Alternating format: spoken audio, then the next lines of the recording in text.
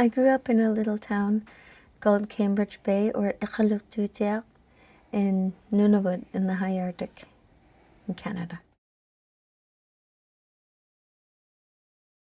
That's such a great question. I love that question.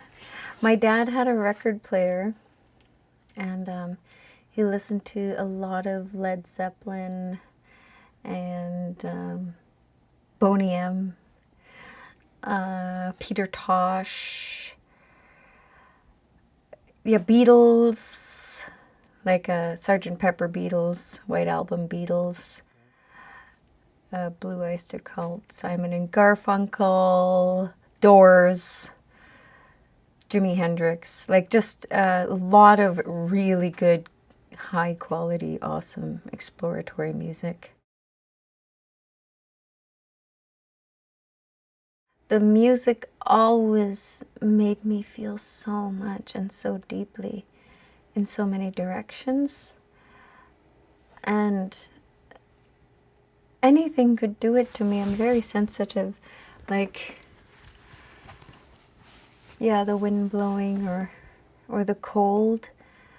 Like almost anything could make me feel overwhelmed or verklempt, or I get laughter. I love laughing so much. So there's lots of stupid jokes. I grew up watching Monty Python. And yeah, so I think I just always was affected deeply by sound. But I think I'm just generally affected deeply. I love the way sound can embody history, and your history, as smells can. Like, you know, you smell that old hairspray from 1983 and you're back there. And it's just like the same with a song. You could not hear it for so long. And it's like rereading a book. You read a book when you're 15 and you read it again when you're 40. It's a totally different book. So the song stays the same, but you've changed. So some songs you carry with you your whole life. Music can do anything. Like if you're suffering, you can listen to a song and think about how everyone else is suffering with you. Or if you're so full of joy and dancing, you can listen to a song and think about all the people that are united with you dancing. You know, it's like this feeling of unity, listening to music.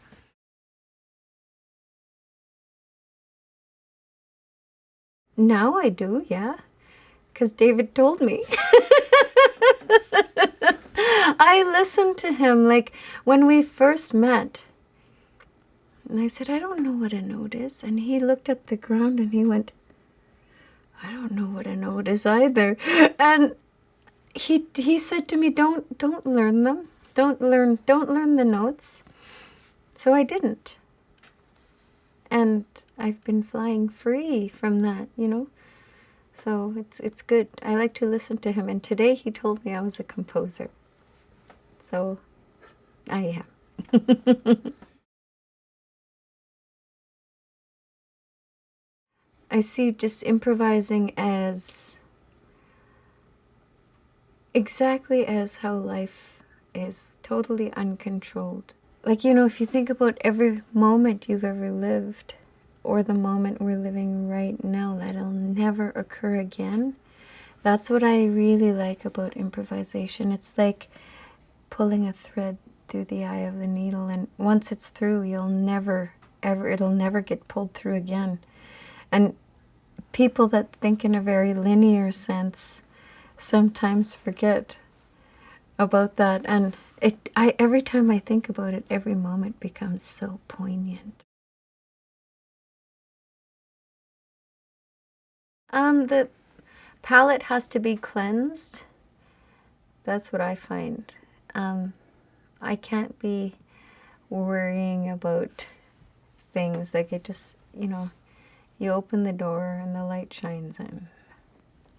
And I find that the more I accept what I don't like in myself, and the more I accept the mistakes of what it sounds like, the more pure the sound is. Like for a long, long time, it was all, I was just like fascinated in ugliness, because you know how you can never judge a book by its cover, and being like a 5'1" lady with the big capacity inside for love or lust or a tempest of hatred or despair, you know, having so much inside to think about and apply to life, and eternally being judged by being a 5'1" woman.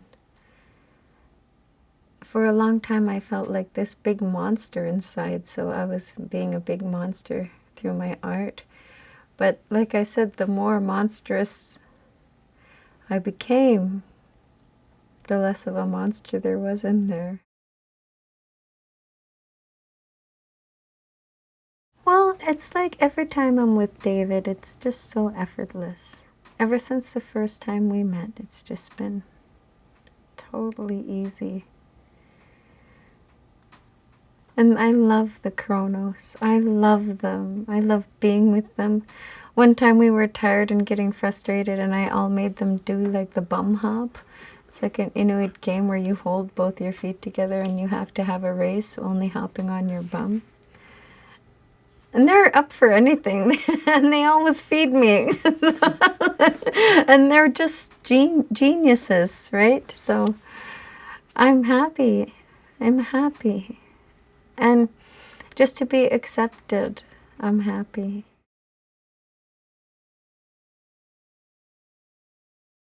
Maybe to bring a little bit of the land.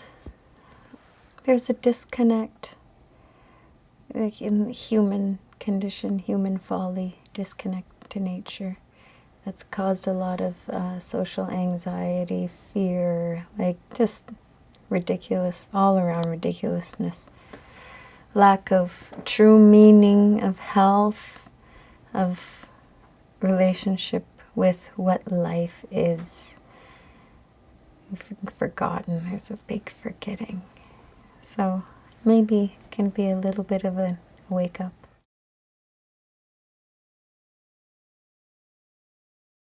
I'm prone to fighting for the underdog, like in the 80s in Nunavut when it wasn't okay to be gay, I was all gay rights. Even back then, I've always kind of wanted things to be better for people, and I detest things that are unfair, but not in a non-natural way. So once I realized that my daughters and I are 4 times more likely to be killed than any other racial demographic in Canada, it would be totally irresponsible for me to not do anything about that. So in that sense, yes, it is. You could say it's political, but it's also survival.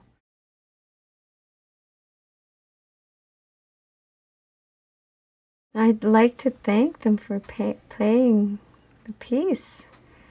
That's really wonderful that there's even an opportunity that that would ever happen. I'm so thrilled. And like, take it with joy, enjoy, have fun with it, be alive with it.